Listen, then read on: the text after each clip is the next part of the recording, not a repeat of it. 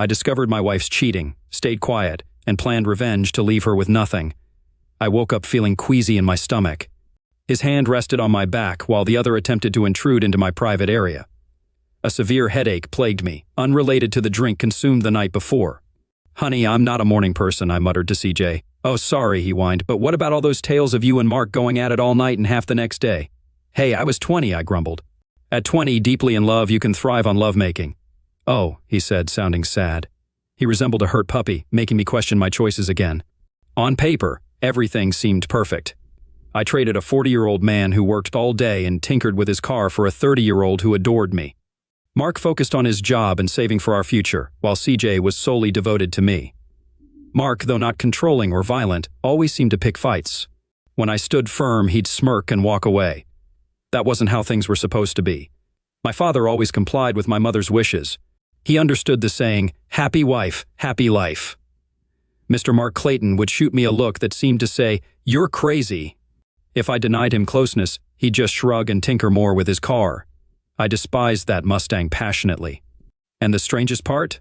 Depriving him of lovemaking seemed to turn him into a blabbering fool, as my mother predicted.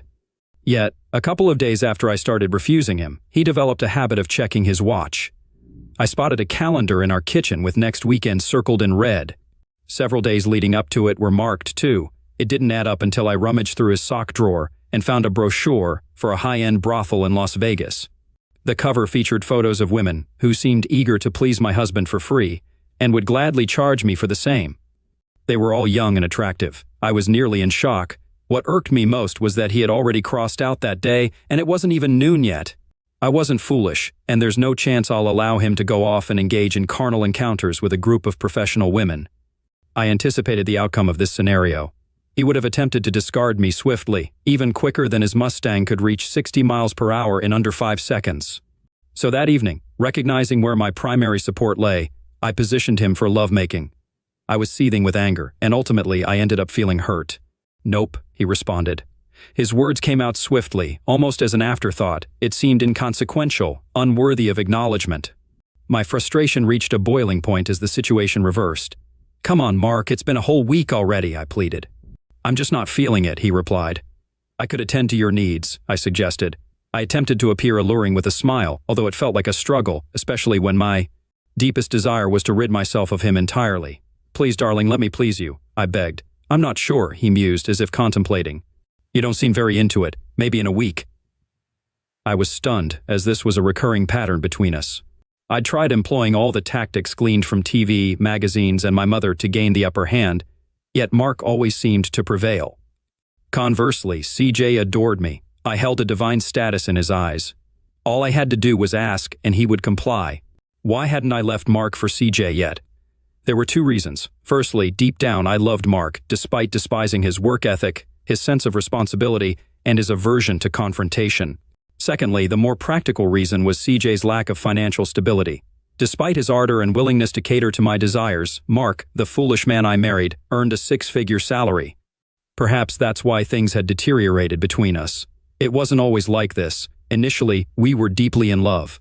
However, 20 years and countless arguments had compelled us both to fortify our defenses against each other. As I reflected on how our enduring love had turned into constant yearning and eventually into intense animosity, CJ came to mind. He gently caressed my legs, trying to boost my mood without upsetting me. His gentle touch always had a powerful effect on me. However, when Mark tried the same, CJ's efforts only made me more irritated. I asked CJ to come closer and massage my chest. He responded with enthusiasm. I nodded, and he promptly moved towards me. I hesitated to inform him that his leg rubbing was bothering me and distracting my thoughts. Conversely, my large chest was as artificial as my blonde hair. Following surgery, I realized I had lost most sensation in my breast buds. Mark always knew how to pleasure me there, unlike anyone else, another aspect I despised about him. He excelled in bed, and his manhood was undeniably larger than CJ's. Mark always left me trembling like jelly. It was hard to believe he never cheated. Even harder to believe he truly loved, and still loves, me. This will be tough for him, but it's advantageous because it means I can return to him if necessary.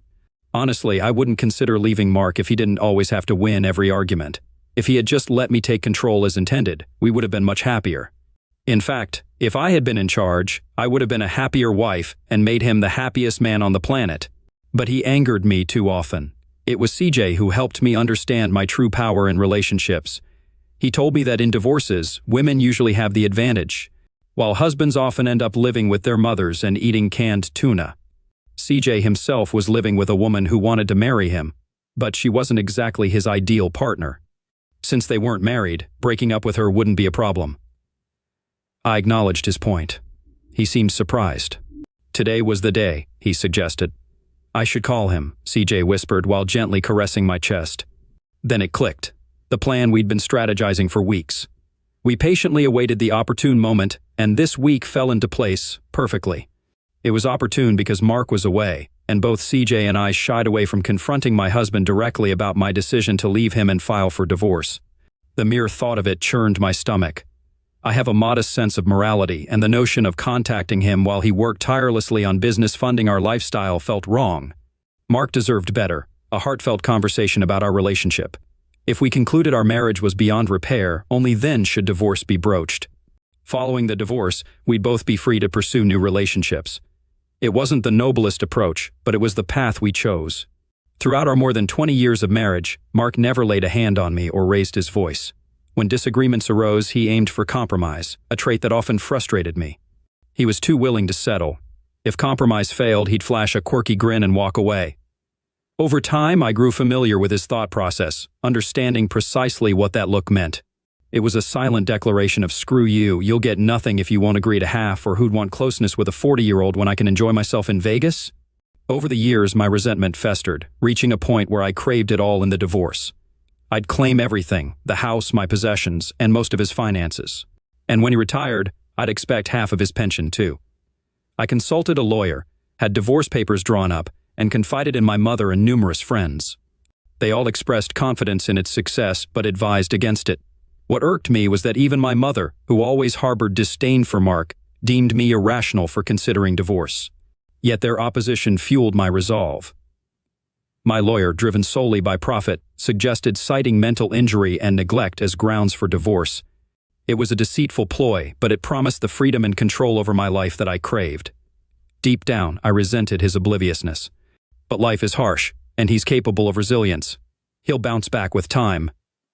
Besides, had I taken the time to discuss matters with him, he likely would have attempted compromise or talked me out of it. Sometimes drastic measures are necessary to capture someone's attention. It felt like one of those do unto others before they do unto you moments in life. I took a deep breath and answered the phone. CJ intensified his focus on my unconscious friend as if urging me on. The rumble of trucks could be heard from behind the house, probably a neighbor's furniture delivery. I dialed a number I'd grown all too familiar with over the years. It rang once and connected midway through the second ring. It seemed almost too coincidental, as if he anticipated my call. "Mark?" I asked cautiously. "Who else would answer?" he replied. His casual response softened my self-reproach slightly. "Why are you calling me?" he questioned. He spoke as if it were strange or unexpected for me to call. Upon reflection, I realized he was right.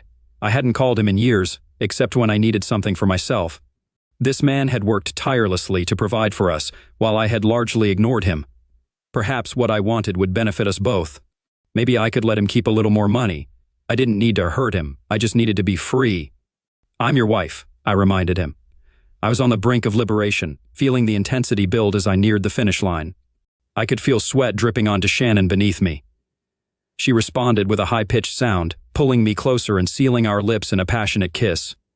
Her grip tightened around me. I let out a breath, trying to regain my composure. Shannon giggled and kissed me again. The temptation was strong. "Shannon, darling, I can't resist," I managed to choke out. She whispered back, "You'll have to wait a little longer, sweetheart. It'll be much better if you do." Every word from her was drawing me closer to the edge. "Oh my God, drive me wild, baby," I said, struggling to maintain control. Shannon had this incredible ability to push me to the edge, leaving me always wanting more. It was hard to believe it had only been 3 months since I met her. Just as I felt like I was about to lose myself, my phone rang, breaking the spell. I glanced down to see Shannon clearly enjoying herself. Her eyes rolled back, legs trembling. "Ooh, baby, that feels amazing," she murmured. I tried to refocus. "What are you doing to me, Shannon?" I asked, annoyed at the interruption. "I'm trying to make you happy, Mark," she said slyly. I couldn't help but confess. "I've been happy since I met you," I told her. She grinned. "You'll be even happier when we're finished." Answering the call, hoping it might be important, I reached for the phone, but it wasn't what I expected. It was the movers. I had completely forgotten they were supposed to call upon arrival.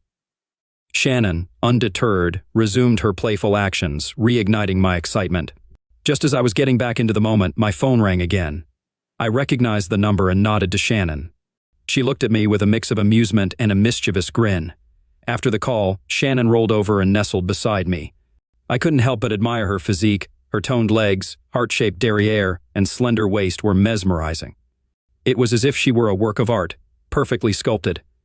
I chuckled at her jest about God, focusing more on her posterior than her chest. I was in love again. Yes, again, only for the second time, but this time everything felt right. This love was akin to a phoenix rising from the ashes of my past. Perhaps I should begin from the start. 3 months ago, I was a fool in love, enamored with a woman who despised me, and deep down, we both knew it. Yet I loved her genuinely. Naively, I believed she loved me in return. Admittedly, my marriage had its troubles. We argued incessantly, but I thought it was a phase all couples endured. My awakening came when my secretary announced a visitor. Shannon entered my office and took a seat, confusion clouding my mind. "Which company are you representing?" I inquired. "I'm part of the you and me out to avenge the idiocy of the corporation," she retorted. "I'm lost," I confessed. "You're about to be, Mark, and it won't be gentle," she warned, with a shrug of her petite shoulders. She continued, "Your wife is cheating on you." Initially, I thought I misheard, but her certainty left no room for doubt. She stated it matter-of-factly, as if discussing the color of the sky. Deep down, I sensed she spoke the truth. The revelation hit me like a ton of bricks. Sweat dotted my brow, my heart raced, and tears threatened to spill. Imagery of Anne with an unidentified man lost in ecstasy flooded my mind. Then the floodgates opened, and tears streamed down my face. Ashamed of my vulnerability, I buried my head, refusing to let this petite redhead witness my anguish. Suddenly, I was enveloped in the scent of cherries. Warm hands lifted my head, offering solace and tenderness. "I'm so sorry," she murmured gently. "I never saw this coming. I suppose I expected you to react like I did when I found out. I thought you'd get angry and want to confront my boyfriend." Perched on my desk, she cradled my head in her lap, stroking it in an effort to soothe me. "You love her, don't you?" She shook her head. "Even though she cheats on you and never speaks well of you, do you truly love her? When they're together, all she does is criticize and dictate. I don't understand. You try so hard to support her, yet she fails to appreciate you or your efforts. Why do you care so much about her?" She continued to stroke my head, her voice calming, and I wondered if she aimed to pacify me or if she was simply thinking aloud. "Is it because of her blonde hair and ample chest?" she questioned. "CJ has a thing for blondes with big chests too. I expected more from you." Suddenly I met her gaze. "I don't know why I'm so furious with her. I loved her before she dyed her hair," I retorted, "and I'm the one who paid for those chests." Her response was a burst of laughter, so melodious it caught me off guard. "What's amusing?" I inquired. "I'm just speaking the truth." "I know, dear," she replied, "but my dense ex has no clue that his dream woman is mostly artificial. It likely cost you a fortune to make her look that way." I shook my head, feeling as though I were in a haze. Yet my anger persisted. Shannon divulged everything, how they met and Anne's ulterior motives. They strategized, believing they'd found the best way to remove me from Anne's life while securing most of my assets. Shannon found herself in a similar, albeit less lawful situation. She'd supported CJ from the start, even as he indulged in affairs with women at the bar where he worked part-time, all the while yearning for his ideal blonde with ample curves whom he found in Anne. Beyond the physical enhancements I financed, Anne also seemed to fulfill a maternal role for him. Shannon hired a private investigator to gather intel on CJ. I conversed with her agent, Sarah Price, multiple times before agreeing to her terms. It wasn't particularly challenging. However, this information proved futile for Shannon. Sarah, another striking redhead, reiterated this to Shannon numerous times. Since Shannon and CJ weren't married, the information held no weight for her. CJ could easily leave Shannon without repercussion. Conversely, I could utilize Sarah's findings and recordings to bolster my stance in the divorce proceedings and potentially lessen the financial settlement with Anne and her paramour. Over the weeks of observation and strategizing, Shannon and I grew closer. One evening, it all culminated in a conversation. "Shannon, you deserve better than him," I asserted. Why don't you just leave? She suggested. Forget about him. But I can't leave without repercussions. I don't let anyone walk all over me, I explained. But haven't you already gained the upper hand by uncovering his schemes? You're not emotionally tied to him like I was, so you're not trapped, right? I reasoned. You're young and stunning. There's still time for you to find someone who will treat you right. Even in the dim interior of my Mustang, her green eyes sparkled. So you finally noticed, huh? She teased. Noticed what? I inquired. She grinned. I noticed you from the moment you walked into my office. I confessed. Rubbish, she chuckled. You were so infatuated with Anne that you didn't even register that I was a woman, let alone possibly interested in you. Her laughter, as always, enchanted me. It was one of the things I adored most about her. Why do you think I'm still here? She choked up. I ended things with CJ and any desire for retribution weeks ago. Helping you get even means much more to me than seeking revenge on that fool. I just can't stand the idea of you being financially burdened by those two con artists for the rest of their lives. There has to be a way for us to break free from this, darling. She drew close to me, embraced me, and kissed me for the first time. I was taken aback, yet I relished it too much to entertain the notion of not kissing her back. At 40, after 2 decades of marriage, I thought I knew how to kiss, but my experience was solely with Anne. Kissing Shannon was an entirely different sensation. The taste, the feeling, it was all distinct. I couldn't get enough. We lost track of time, forgetting about the tape recording of our cheating partners. Eventually, a voice interrupted us, but Shannon refused to let go of my hand. I suspected as much. All right. I was hoping this would happen, Sarah remarked with a smile. You two are adorable together. You're much better suited for each other than your current partners. Now that you're a couple, we can let those schemers go. They'll get their comeuppance eventually. But what about the divorce and our retaliation? Shannon inquired. Sarah surprised us by explaining some legal matters. The question is, are you both committed enough to pursue this? Sarah asked. Take some time to consider. This is a significant decision. I'll send you the bill, she smiled. The subsequent weeks were dedicated to crafting our narrative. Shannon and I honed our acting abilities. We both informed our partners about our supposed hectic work schedules, and it's astonishing that they bought into it. Neither of them had any inkling that Shannon and I were acquainted, let alone involved romantically. This afforded us the chance to spend more time together, nurturing our mutual attraction until it blossomed into full-fledged love. One day, I phoned Shannon at her workplace and declared that I was ready. I feel like I need to be with you more, I confessed. We're practically inseparable every night, you silly. She giggled through the receiver. That's not enough, I insisted. But we haven't even been carnal yet, she whispered, indicating that she was cautious of being overheard at work. I'm certain lovemaking with you will be incredible, I reassured her. You have no idea, she purred. But you do realize I don't have the same assets as your wife, she pointed out. What does that matter? I countered. What truly makes lovemaking amazing is being with someone you love and genuinely want to please. Then she said it, tears brimming in her eyes, her voice quivering. It was as if she had been waiting for me to reciprocate. I love you too, Mark, and I promise it'll always be this way. You can have every part of me, whenever you want. I'm yours, she poured out. I was taken aback. No one, not even Anne in our youth, had ever expressed their love for me so eloquently and passionately. And no, I've never said anything like that to anyone before you, she declared solemnly. Not even that idiot CJ. I never doubted it, I responded. I'm just curious about how soon we can proceed. We're following Sarah's plan. The call this morning was precisely what we were waiting for. The ironic aspect of all this was my sincere belief that fate played a hand in bringing us together. While we meticulously planned, we took great care not to be seen together for weeks, yet acquaintances of ours kept approaching each of us, divulging suspicions about our significant other's infidelity. We had to feign ignorance, which bordered on a comedic farce akin to Shakespearean proportions.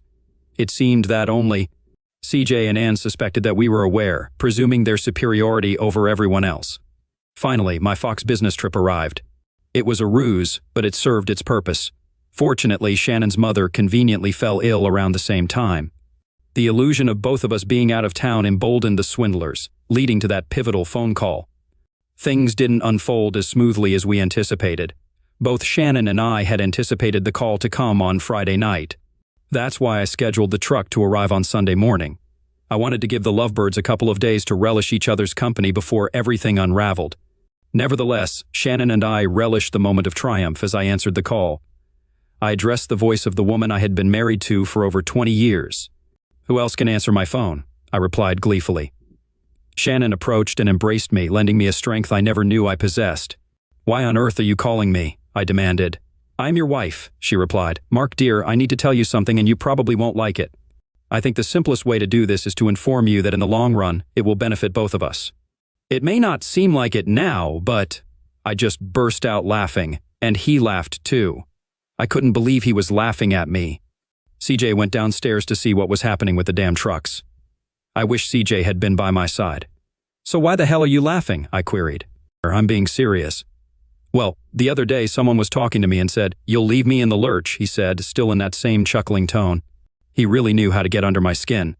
Well, in a moment he'll be laughing out of the other side of his mouth, and that's what it's all about. This time I was determined to outsmart him.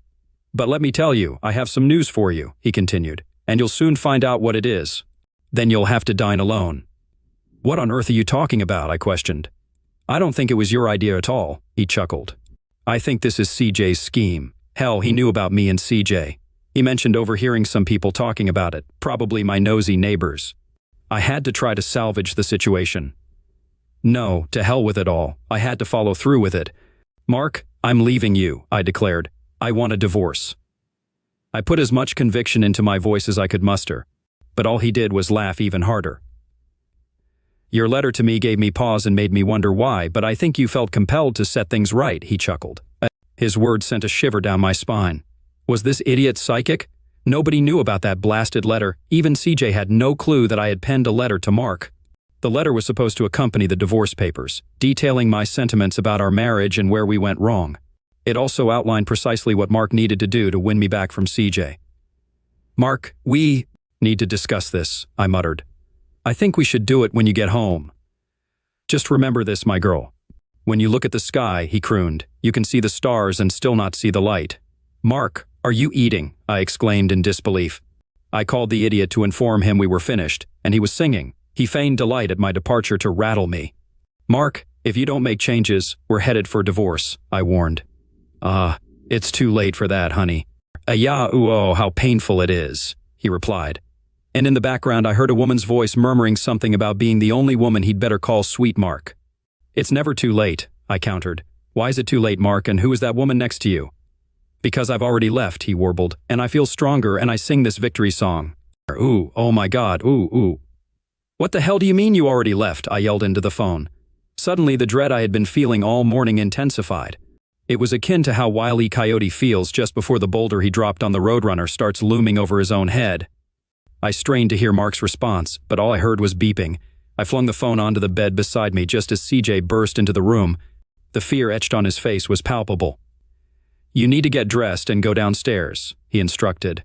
I hastily threw on a robe and cinched it tightly. In the living room stood a formidable black woman holding a tablet, looking as though she owned the place. Who the hell are you? I demanded. Get out of my house. She regarded me with a measured gaze, then turned her back. I'm feeling generous, she declared. I understand your situation may evoke anger and resentment, but I won't tolerate rudeness or any delays. I need to vacate this house by day's end, and I aim to do so charitably. You have a few minutes to gather your personal belongings. I'm not budging, I retorted. This house belongs to me and my husband. It's nearly paid off. CJ called the police. Yes, he did, she confirmed. CJ called the police. That'll expedite matters. This house isn't nearly paid off, it's fully paid. This is likely to be the most humiliating moment of your life, ma'am. I stared at her as CJ dialed emergency. A few moments, which felt like an eternity, passed, granting me a chance to ponder. Then Mark's words echoed in my mind. What was that supposed victory song? What victory was he declaring? And then Hank Hay, the police chief and a personal friend of Mark and me, arrived. The woman strode past me, handing Hank a stack of papers. He perused them, nodding several times before approaching me. He glanced past me to CJ. Is this him? He inquired. Who? I repeated, bewildered. Don't be vexed, he said. I'm just curious if this is the man you cheated on Mark with. It's audacious to have him here in Mark's house. Darn it. I forgot Mark sold the house.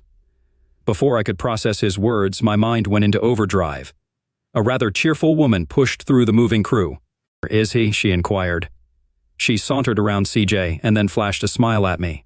They said you were naive, but I had to see for myself. What on earth are you talking about? I demanded. Half the women in town are wondering why you swapped your husband for a guy with less manhood in his pants and no income, she grinned. There might be some truth to the idea that silicone in your chest rots your brain. Follow my train of thought, Tina, the police chief interjected. He approached CJ slowly and quizzed, Hey buddy, do you know what a woman says to a guy with a really big male organ? No, I don't, CJ replied, looking bewildered. How would you? The chief retorted, and he and the plump woman erupted into laughter. Can we proceed? The black woman asked, wiping tears of mirth. Sure, the chief consented. Pack your things and leave. Mark sold the house. But he can't, I protested. This is my home. I chose it, even though he paid for it, the chief intervened. He purchased it with his own funds. His name is the sole one on the deed. He can do as he pleases. Nonsense. A woman always gets the house in a divorce, I shouted. Not always, the chief countered. Moreover, you two aren't divorcing. Indeed, that's correct, I acknowledged. I intend to file tomorrow. You should have done it last week, as that's when he sold the house, the chief remarked, chuckling. Is this legal? I inquired. No, the chief replied. It's a bit sneaky, much like sleeping with some pervert while your husband is toiling away at work to buy you all those luxuries, but it's entirely lawful. Darn, I muttered. CJ, contact my lawyer. I need to reach out to the bank and our investment firm, I instructed.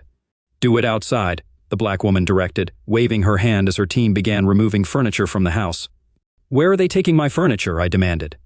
Your husband donated the furniture to a local charity auction house, she explained. You can always repurchase it. I handpicked every piece of this furniture, arranged it, and paid for it. Maybe you should have chipped in, Tina chuckled. Oh, I forgot. What? Does hair bleach mess with your brain? I brushed off her remark and dialed the bank. Carly, it's Ann Clayton. Yes, Mark's wife. Carly, my lawyer will contact you soon to freeze our accounts, so I need to withdraw the money beforehand, I explained to Carly's overly cheery voice on the line. Carly, first things first, I continued. Let Len handle this. I'll need enough funds to maintain the house and cover expenses for a while. Also, during the freeze, will only the current account funds be locked, or can Mark reroute his direct deposit? Just the current account funds, she clarified. But I believe he switched his direct deposit. Last week when he left his job. What did he do? I gasped. Oh crap, Carly, I want to empty all our accounts and transfer them to a new one. All right, are you certain about withdrawing everything? She inquired. Damn right, I affirmed. Mark will land another job quicker than Tina devours a bucket of chicken wings, but this money is all I have until the divorce is finalized. I'll need to issue you a check for that amount. Then you'll need to deposit it into your new account, she explained. Fine, I snapped. Just get it done. Consider it done, she replied. Once you arrive, I'll hand you a check for $311 and you can proceed. What in the world are you talking about, Carly? I erupted. There's nearly $500,000 in that account. There was, she began. I know exactly how much was there, I seethed. That's precisely what happened last week. Chief, this has to be against the law, I protested. It's not illegal, he clarified, but it's pretty rotten, yeah, he added. The bank enforces a minimum balance policy. If your balance drops below $50, you'll incur a $10 fee. You don't have enough remaining to cover even the fee. CJ handed me the phone, and I began conversing with my attorney, my words interspersed with sobs. I recounted how Mark sold the house, drained our bank accounts, and liquidated all our investments. Logging into our investment account, I discovered Mark had cashed out everything, leaving just one share in the cheese company. That's pretty clever, remarked my lawyer. He got ahead of you. It's all perfectly legal. Until the divorce is initiated, he can do whatever he wants with his assets. So he took everything? He's likely going to cash out and stash it in offshore accounts beyond our reach. He's aiming to boost his wealth to the point where you won't get a dime in the divorce. And quitting his job, genius move. When he arrives in court broke and unemployed, you two can just part ways with no financial obligations. I doubt he'll even show up, I remarked. I think he skipped town. He left me before I could leave him. I have no clue where he went. Hey, my lawyer inquired, how do you plan to serve him with divorce papers if you don't know his whereabouts? Can I divorce him without all this hassle? I questioned. What about abandonment? It takes 3 years in this state. Do you have enough funds to last that long? He queried. Remember, I just mentioned he drained all our damn money, I seethed. Well, no money means I can't afford your fees. Click. And again, all I heard was beeps, accompanied by the movers snickering under their breath.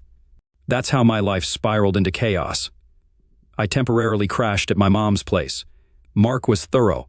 He sold off or gave away all our possessions. He took all 3 cars, both his Mustangs and the winter Jeep. He kept my new Lexus, but I couldn't cover the payments, so it was repossessed. I consulted with several pro bono lawyers, and they all agreed I needed to stir up some serious trouble to counter his actions. Almost every lawyer, upon hearing the facts, deemed his actions brilliant and entirely lawful. There's no law saying a man must remain with his wife just because they're married. Nor is there any prohibition against selling a jointly owned home. Mark had full entitlement to withdraw funds from our accounts since he was the primary account holder. He came out on top. I tried reaching him, but his number was disconnected. There was a message there. I was certain he left me some sort of clue, but I was too dense to grasp it. Days turned into weeks with no word from him. Weeks stretched into months. I lost CJ within the first month. He struggled to make rent after his girlfriend left him for another guy the same day Mark abandoned me. What were the odds? One day, while listening to the radio, I broke down in tears. There was a band I vaguely knew of called the Eagles. Their lead singer, Glenn Frey, sang a song called Already Gone. The tale mirrored my life so closely that tears welled in my eyes. The gibberish Mark uttered or cawed to me on that day of his preemptive strike was lifted straight from the song. My life was filled with hard labor. I toiled 6 days a week alongside my mother, cleaning hotel rooms. Many guests reminded me of my past life. I habitually took my blessings for granted, always believing I deserved more. After just a few days of struggling to survive, I began to regret how I treated my husband. It pained me to recall that I used to spend more on makeup in 2 weeks than I earned in my current salary. At 43, I knew my opportunities were limited. The only odd thing was that after 3 years of hardship and poor diet, I gained a few pounds and stopped coloring my hair. One day, upon returning home, I found an invitation awaiting me. The following day I received an invite to a local cafe. Though unsigned, I knew it was from Mark. Suddenly, it clicked. Mark could have emptied our accounts, but he left an odd sum, $311. It's been 3 years, 1 month, and 1 week since he left me. That's it. My sentence was served, my penance over. Damn, I wished I had realized this sooner. I could have dieted and reclaimed my figure. Then I realized it didn't matter. Mark always loved me. Blonde hair and ample chest were my choice, while I strove to look my best. A realization struck. I suddenly remembered the song's final line Mark quoted before he departed. It happens so often that we live in chains that we don't even know we have the key. There was a message in the invitation. It signified that we had come full circle. I was certain this meant he was ready to reintegrate me into his life. It suddenly dawned on me that I had been a fool. I was always in control. While I idled, Mark worked tirelessly to fulfill my every wish. The only time he refused was when I tried to coerce him into something he didn't want to do. When I attempted to divorce him, to leave him, he took it personally. True to form, he granted my wish and left first. Oddly, I had spent the last 3 years fearing the inevitable, expecting divorce papers to arrive sooner or later, yet they never did. Now, I felt I understood why. Mark still loved me, and I eagerly anticipated our reunion. I arrived at the bar slightly early. A disheveled bartender showing signs of heavy drinking with his ruddy complexion approached my table. "You've put on weight," he remarked. "How many donuts have you eaten? Have you drunk enough to forget your own shortcomings? What brings you here, CJ? "I thought you still worked here," he retorted. "I received an invitation for lunch at a cafe across the street," I explained. "I came to gather courage." "This is odd," he observed. "Too much of a coincidence." "What do you mean?" I inquired.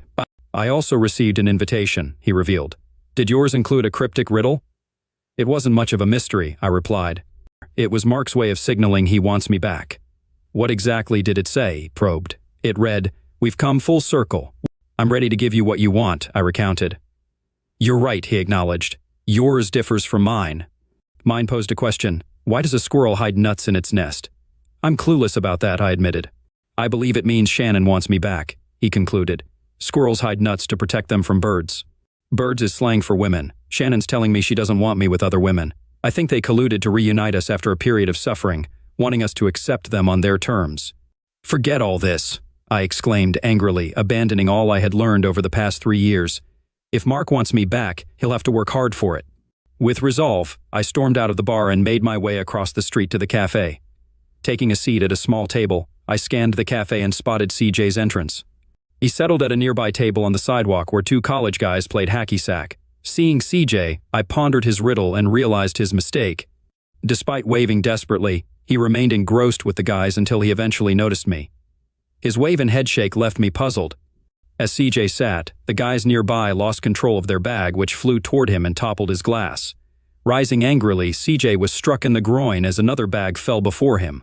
One of the guys attempted to skillfully kick the bag back up, but missed, fortunately leaving it undamaged. However, his foot landed a mighty blow to CJ's lap, eliciting a piercing scream. I hurried over as waiters tried to assist him, but all they could do was help him to his feet as the ambulance arrived to take him away. I informed him, "Your interpretation was off." Through his pain, he groaned, "What?" "She didn't want your return," I clarified. "It's not about birds, it's about reproductive organs." "Doesn't matter," he grumbled, attempting to speak further, but was interrupted by the appearance of a girl resembling a college student, tall and fair-haired like me in my youth. She approached with a briefcase and gum in hand. "Are you Ann Clayton?" she inquired. "Yes," I answered sharply. Handing me a stack of papers, she explained, "Here's what you've been waiting for." "You've been served," she spat. Glancing around the cafe, I spotted him. Suddenly, the riddle's meaning dawned on me. Full circle signified achieving what I desired, not necessarily Mark's return. This meant I got what I wanted after Mark and I split up. We got divorced. The issue was it wasn't what I desired anymore. I yearned for the life I once knew and lost. To be frank, I was accustomed to living modestly. Most importantly, I longed to reconnect with Mark himself. Then I spotted him. He appeared well, better than when we parted ways. He seemed content. However, he wasn't by himself. A woman accompanied him. She had red hair, was youthful, stunningly beautiful, and noticeably pregnant. Between them, holding each of their hands, was a little girl who perfectly blended their features. She sported Mark's hair color and her mother's vibrant green eyes. This petite girl gave me the same peculiar smile Mark had. Perhaps it's genetic, or she somehow sensed the situation and its significance, just like I did the moment I saw them together. I realized it was truly over. There was no hope of rekindling with Mark. Emotionally, he was distant. There was no use in vying for his affection. This redhead wouldn't let him go. She offered him her heart, love, and undoubtedly her physical presence. She also bore him children. Reviewing the divorce papers, I noticed Mark's retaliatory stance against me. I aimed to secure financial compensation through legal means. I needed his money, but not him. In the end, I got neither. He divorced me, claiming abandonment, allowing him to retain all his assets and his newfound happiness. I glanced up from the paperwork for one final glimpse of the man I'd lost, but it was too late. He had already departed, leaving me with nothing but tears.